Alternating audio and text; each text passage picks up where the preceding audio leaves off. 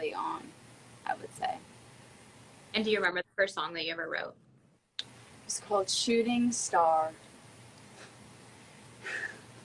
Well, I don't think I can sing it because I have to keep my reputation. But, you know, it wasn't my hit. But there was, you know, it was about the shooting star. You know, my name's Haley. Haley's a comet. You know, there's a concept emerging there, you know? love that. And to dive into your new songwriting, where we are today. So your latest single that you just released is Deep in the Woods. So when did you start writing for this album, would you say? I think I started writing beginning of 2020. And Deep in the Woods, I think I wrote when I was in Topanga at early 2020 before the pandemic. And it's one of my favorite songs, and wrote that synth bridge. The bridge is like my favorite part because it's just like a wall of sound, and I always love walls of sound. But it also has this like visual, eerie, sexy element to it, which I love all of those combined. Do you normally start with the bridge, or is that just how that song came to be? That song just started with the synth line that I played, and then it just kind of emerged. I normally start with like the beat, or like just like a rhythm that I really like, and I'll normally like scat a melody as the top line, and then we'll kind of go in and refine chords and feelings and kind of mess around with the chords, because sometimes I feel like when you start with chords, you're kind of stuck in that one world depending on what key you start in. And so I kind of like to leave it more open. And then the chords kind of come in, and then lyrics are normally lost for me. Normally I'm just singing like, na ma ni, ma ma na, ma ma na, and then it turns into diving deep in the woods. Mm-hmm. And so when you find like yourself listening to other people's music, do you listen to the words first, or do you listen to the music first, or do you kind of listen to both combined? I'm like a melody person. Okay. Lyrics are really important, but I am a melody person. I love melody, and I'm like, if it has a good melody, I'm gonna listen to this. Mm-hmm. And you mentioned that you wrote it in Topanga, so do you think that the environment in which you're in also influences what comes out? I think so. Yeah, I think so. I think it's important to be able to write wherever you are, but I also feel like depending on your environment definitely inspires. You know, if like you're in your bedroom and on your bed and with a guitar, you're gonna have a certain energy than maybe being on a balcony or maybe being outside, you know, and there's no wrong answer. Just, you know, whatever works for the artist. And how long did that song in particular take you to write? We wrote it in a day, and then normally, you know, we do production, like temp production, and then we go really heavy into it afterwards if I decide that that's gonna make the album, and then we go really deep into it, deep in the woods. And you also came out with a visualizer for this one. So how did that? It was really cool. You know, I love having I can't have a music video for every song, and so I wanted to have a visual aid or guide within each song of the album, and so we traveled overseas and did these really amazing drone shots. This FPV pilot is what it's called, and my album's called Panorama, and so it's about seeing the bigger picture through the highs and lows and loving yourself along the way. And so I felt like drone visualizers were the way to go for this. Awesome. And so it's safe to say that we can expect more in the future when the album comes out. Yes, we definitely can. Hi, everyone. To go back a little bit more, before Deep in the Woods, you had For the Girls, which had a full-blown music video concept. So when you're writing, and you directed this one as well. Mm-hmm. So when you come into a music video, are you thinking about a music video when you're recording in the studio, or does that kind of have an afterthought? It depends on the song. Like For the Girls, when we were writing it and working on it, I was imagining a lot of other music videos that didn't end up getting shot for the song. So like sometimes I'll be in the studio and like I'll imagine like this entire music video, and I either shoot that exact music video or I end up shooting an entirely different music video. And sometimes, sorry, I'm gonna sneeze. Wait, no, I'm not. Okay, it passed. Sometimes you write a song and there is no visual. Oh, I am gonna sneeze.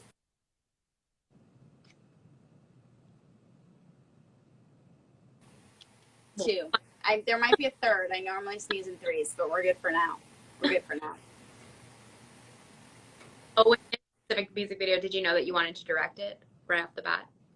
Yeah, I've directed all my videos since Girls Like Girls in 2015, and so I love storytelling, and I love the challenge of it all, and creating these visuals. They also amplify the songs, because like sometimes when you write a song, it's about one thing, and then when you create the visual, it can turn into a whole nother thing. Like for the girls, I wasn't visualizing the queer bachelor, but here we are. Yeah. And when did that idea first come to like life? Did somebody suggest it, or did it you just pulled it out of your head and you were like, that's the winner? Well, I have to give credit where credit's due. My girlfriend actually was like, "What if you do The Bachelor?" And I was like, "That is the most beautiful thing you've ever said." I was like, "That, yes, yep, that's what we're doing." And obviously, that's where the idea, was born. The last one to come out of the limo, per se. Wait, sorry, you broke up. What did you say? I was like, have a limo in the music video, but the limo. Yeah, we had to have the limo, and obviously we had the reveal at the end, and that was like a last minute decision as well, to have Becca at the end of the video. But it was so much fun. We had 15 queer contestants, and some of them knew each other, some of them didn't, and I like met with them and I was like, okay, you're gonna steal the rose, or you're gonna cause drama, and you're gonna, drink way too much, and like, all these things, and no one knew who was playing who. And so it was a really awesome shoot, because everyone just kind of went in going kind of like The Bachelor, of like, hi, nice to meet you, and drama's about to ensue, or the chaos that I call chaos is about to ensue. I love that. And it was the most dramatic season so far. Yes, it was the most dramatic season thus far. And you mentioned Girls Like Girls, and it being Pride Month. I know that song has just taken on a life of its own. So did you expect that when you originally released that music video or wrote that song? No, I mean, when I wrote that song, it was raining in LA, which it never rains. And I was sitting with my co-writer, Lily, my producer, Owen, and, she was like, what is something that you're scared of talking about or expressing?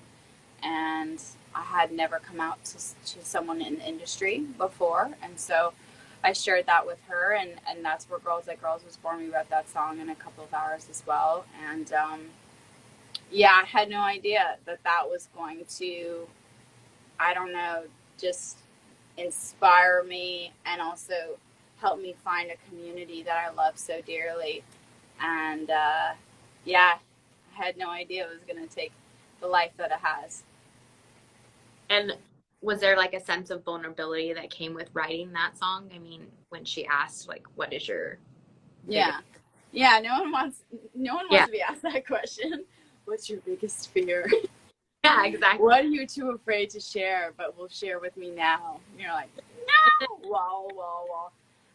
I feel like some of the greatest songs come from fear and vulnerability, and I feel like when I write music, and I especially work on the album like Panorama, it's like if I don't feel a little uncomfortable, then maybe it's not the one, and it's important to kind of push yourself of like, okay, what else am I trying to learn about myself or uncover about myself? And that's what's so amazing about songwriting, is that it's a dialogue within yourself, and then you're able to share that dialogue with others that help inspire others to either have a dialogue with themselves or feel more comfortable with who they are and what they're, navigating.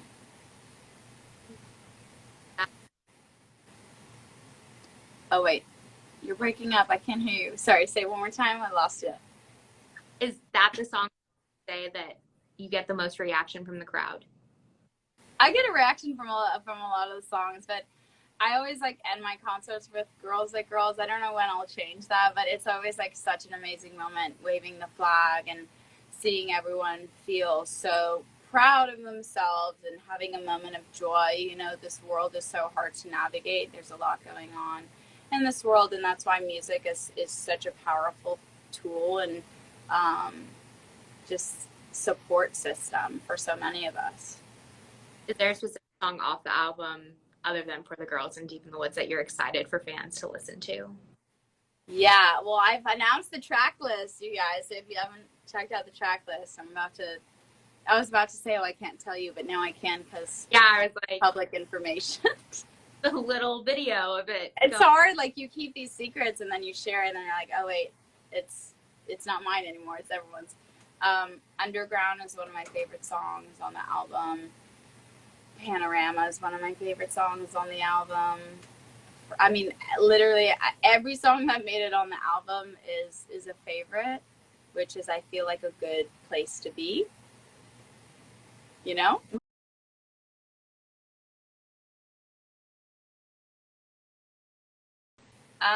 This album is a more refined version of myself. I feel like I've had a lot of clarity. Um, you know, during Expectations, obviously, I was sharing my authentic truth, but also catching up with my past. And I feel like Panorama, I've really catched up with my present self. And I feel like there's a lot of clarity in my life of who I am. And you can feel that clarity within the album and the record itself. I kind of went through like a spring cleaning in my personal life, dealing with a lot of health issues and learning how to take care of myself. And then also with the music, it was like, okay, how do I, you know, kind of doing spring cleaning of like what needs to be here and what doesn't need to be here. And within that, I found a very refined version of my voice and my sound. And I'm so excited for you guys to hear it. Deep in the Woods is just the beginning. For the Girls is just the beginning. Found My Friends just the beginning. Like there's so many amazing songs that, I don't know, just make me feel free and give me joy, and I'm excited to share that joy with everyone. Are there songs?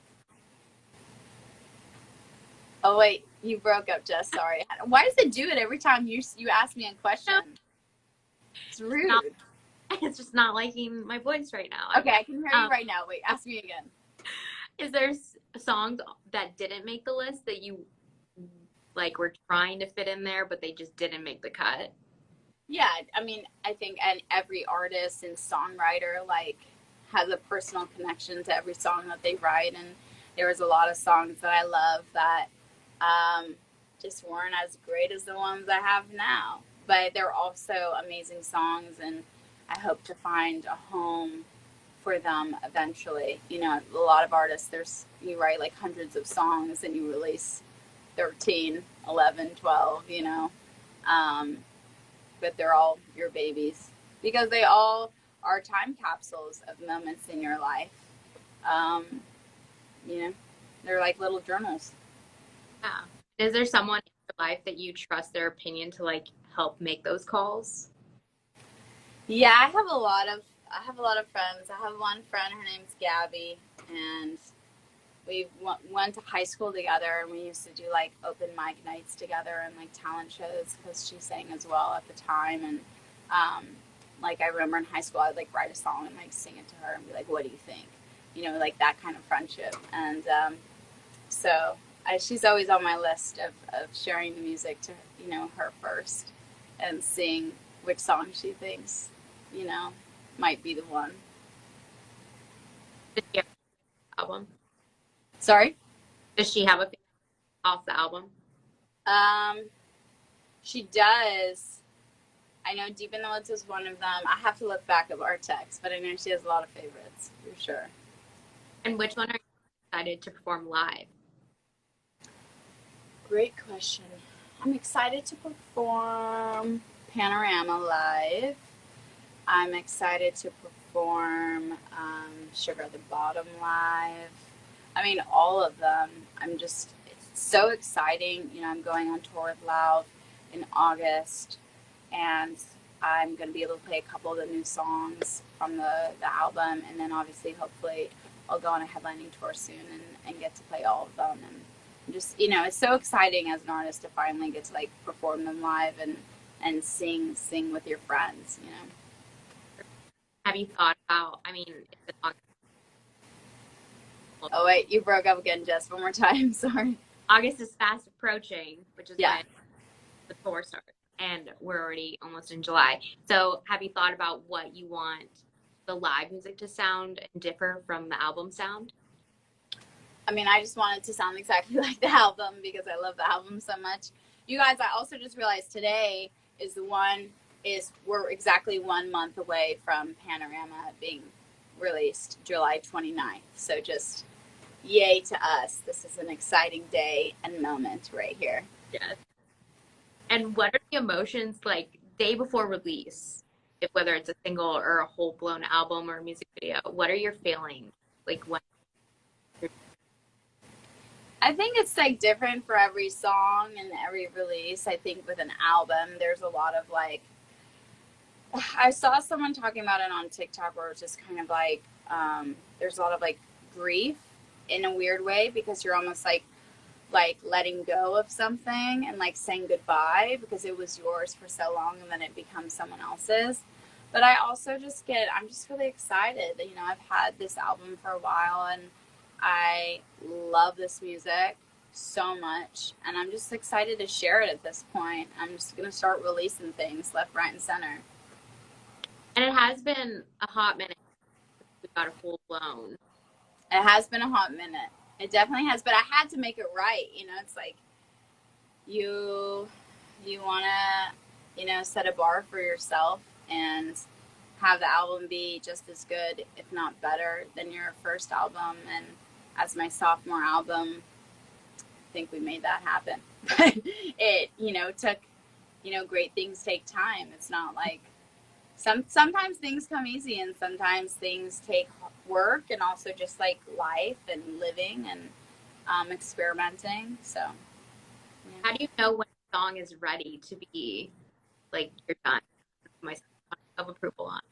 That's a great question. I think for me, it's like when the song makes me feel the way I want to feel. So like if the song evokes a certain emotion, whether I'm wanting to feel nostalgic or if I'm wanting to like comfort my sadness or if I'm wanting to feel like I want to just go dance on the street. It's really just like a feeling. And like a lot of times you'll write a song and you'll be like, something's off.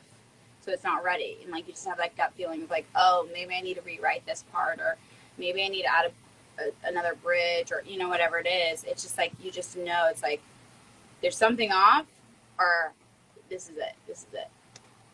And is there a song that you're most proud of so far? Like in life or on the album? In life. Well, that's a hard question.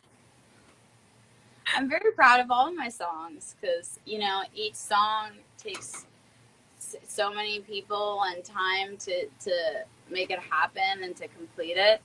I don't know if I can answer that question. I feel like I'm very proud of all my songs and they all have a special place in my heart, different times of my life.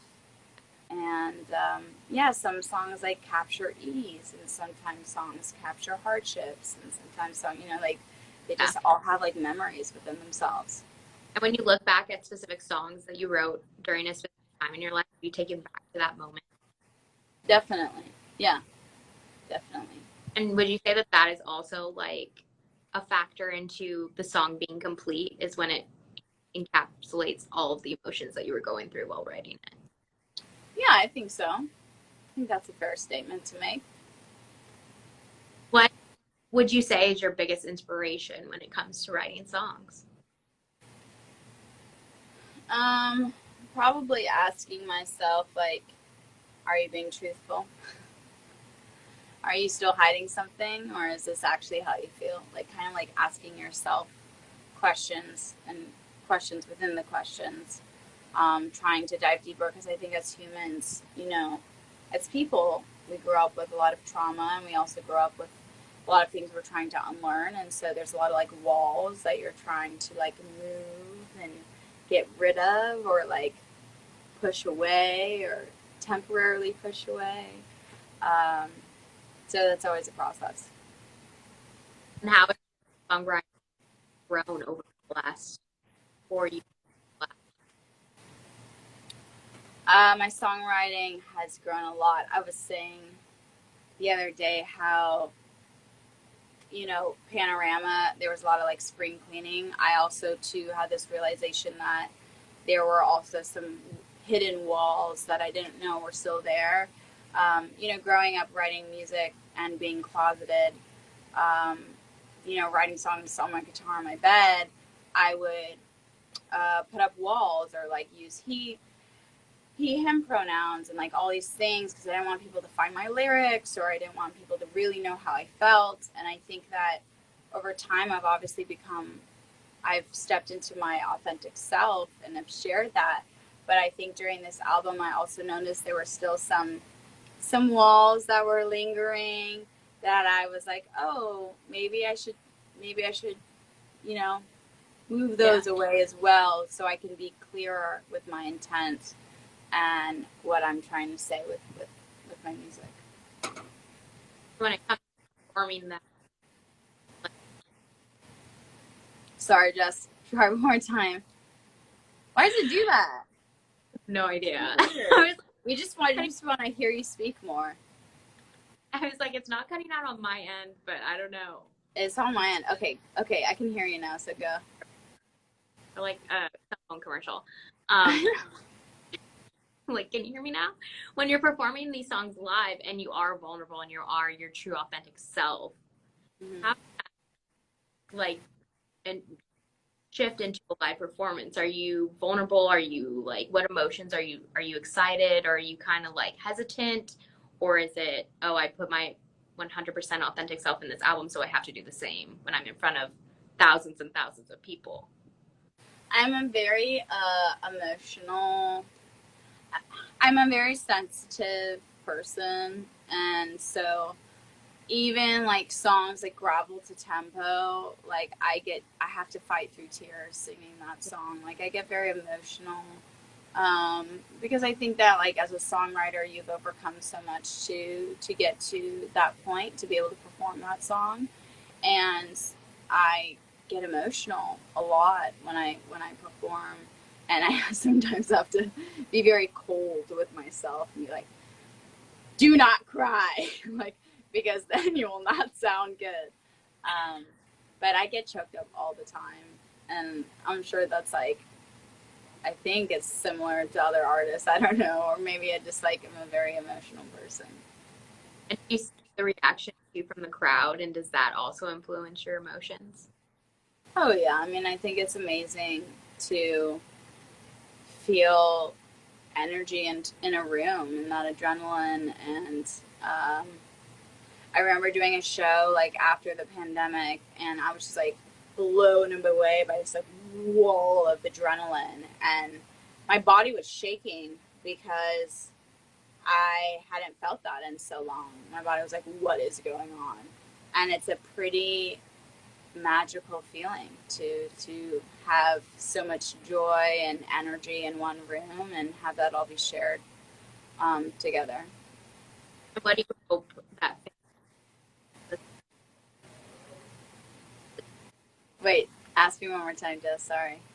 what do you hope that fans and listeners get out of this album once it's released? I hope my fans love the album. I hope they find the comfort and support that they need with whatever they're navigating. And I hope they feel seen and understood and celebrated. Just validated. And lastly, wrap it up, the Songwriters Camp, we're asking everybody, what is your song of the summer? Song of the summer. There's so many good. Everyone just released so much music last week. I've like been catching up listening to everyone's albums. Sheesh. Well, generally speaking, I love Muna and they just released their album. I love Conan Gray. I love that song Movies on his album, so that could be a song. I personally, selfishly, For the Girls by HAYLEY KIYOKO is the summer bop. And yeah, I hope we can just find some comfort with music, because I know a lot of people are feeling very scared and vulnerable right now. And so I just, yeah, just try to utilize music to help support yourself with whatever you're going through. And hopefully you can find many summer bops. You know, the summer's just getting started. So, Yeah, exactly. It has a month to look forward to the new album, and after there will be countless summer bops. 1 month, 1 month, 30-ish days away. It's crazy. So to wrap it up, would you have anything you'd in the I love you all so much. Thank you for your comments. I've been scrolling through and seeing your love and support, and yeah, I love you guys so much. I'm sending you big hugs, and so excited for you to hear the album in a month. Thank you for your love on Deep in the Woods and For the Girls, and thanks, Jess, for having me. This was a really, really cool combo. Of course, so much for wrapping up the month of June. Yay!